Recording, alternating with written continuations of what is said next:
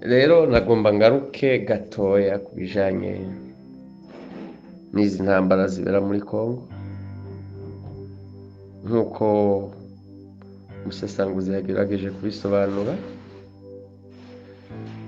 Ubundi u Rwanda nibwo ruri ku isonga ry'izi ntambara, Kagame niwe ari ku isonga ry'izi ntambara ziri muri Kongo, kandi iyi mitwe yose iriko irakorera muri Kongo ni Kagame yayiforomye, niwe yayikoze kuko yabayeho mu buryo bwo kurondera ingendamuvano zose zo gushobora kwinjira sans controle muri Kongo kugira ngo akore ibyo ashaka gukorayo.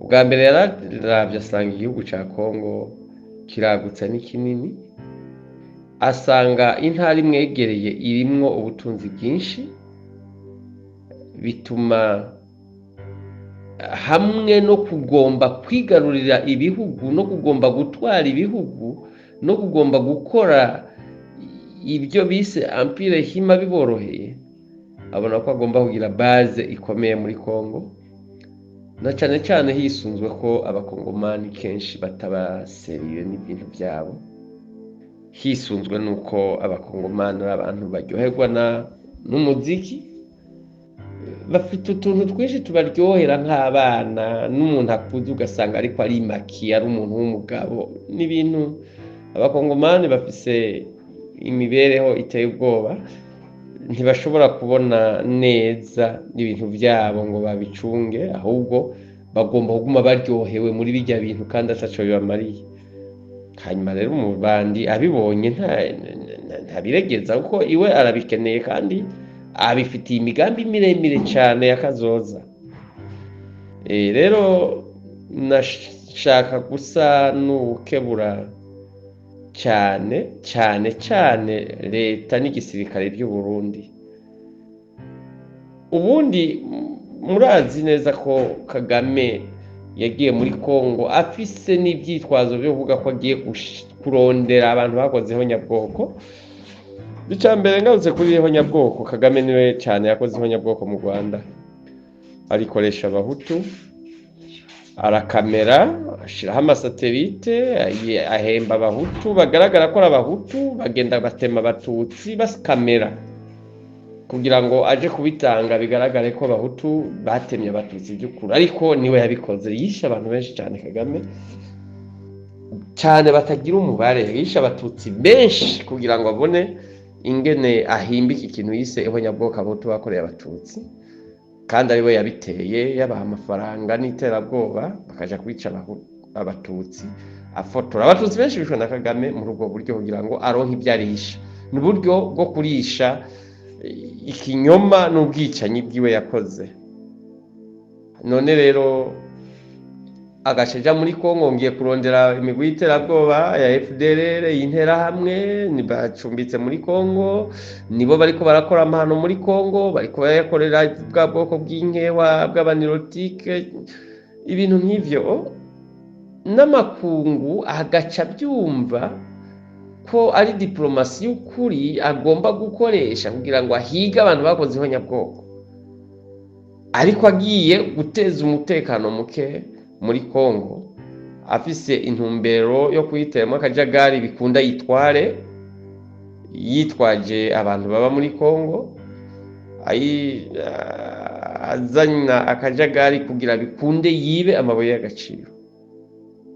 Ubwo rero Uburundi burafite urwitwazo rukomeye rwo gukora iyo politike na diplomasi bifatiye ku migwi y'iterabwoba, kuko ngo utagize nk'uwiwe agira nk'umubanyi, kugira ngo Uburundi bubone umutekano muri ubwo buryo ko Kagame target yiwe ni Burundi, kuko nibwo bumugoye muri ako karere, abandi bo ntisi kibazo, kuko Burundi turatahurana, u Rwanda n'Uburundi turatahurana kuva kera, turazinanye, ntawobesha uwundi. Ariko iyi politiki wibwiye abandi bantu ntibayumva, ariko ku Burundi ho ndazi ko bizwi bigaragara neza. Hariho iyi Red Tabara, hari n'indi migwi yitirirwa abarundi iri muri Kongo. Uburundi rero nibukora iyo diplomasi, igisirikare na leta by'Uburundi bakora iyo diplomasi, bakore double mission yo kuja kurondera imigwi y'iterabwoba iri muri Kongo y'abarundi yifuza gutera Uburundi, ko barafise des épreuves. Hanyuma baje no gukora ku masezerano bafitaniye na Kongo, na leta ya Kongo, yo kurwanya umwansi, yo kurwaniriza umwansi hamwe na misiyo yo guhiga iyo migwi y'iterabwoba ishaka gutera Uburundi. No wa muri ico gihe bashiremo utuguvu twiyongereye kugira ngo ntitubone ko igihugu cyacu cama kiri mu njyane, mu bibazo, mu ntambara imyaka yose. Ibaze imyaka myinshi, harura kuva muri 59, muri 62 duhera 61 hari ubwicanyi mu Burundi, abantu baturatuzwa 65, abantu baturatuzwa bicwa rubi bifatiye ku moko. 72 byabaye agahomerabunwa. Abantu barahunga, barashwiragira, barapfurupfu, baragogwa. 8 gutyo nyene. 93 hoho byabaye ibindi. Iryo shamba twaribayemo, twarikuriyemo, twevuriwe muri ryo, twurirwa n'imibu, izuba, imvura, tuba mu bihomoka by'amazu basambuye, batwaye.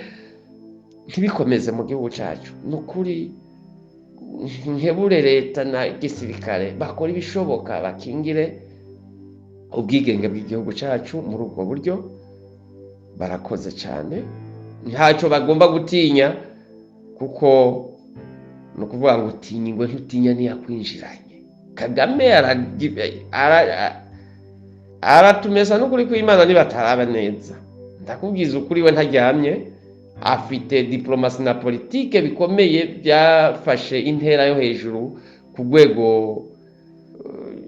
international. Abandi nibataheraho ngo bahere kuri iyo kuri ibyo byiyumviro bya Kagame, nabo ngo bazamure badugane ibyiyumviro byabo byo gukingira igihugu cyacu. Ku by'ukuri nibo bagifise mu ntoki, nibo twahaye ububasha bwo kukigera. Cisho rero iragora, ni nko kubavunira akagohe, ndazi nabo barabizi. Ego, Imana ibongere umugisha, murakoze cyane. Reka ngarukirize hano, mugubwe neza.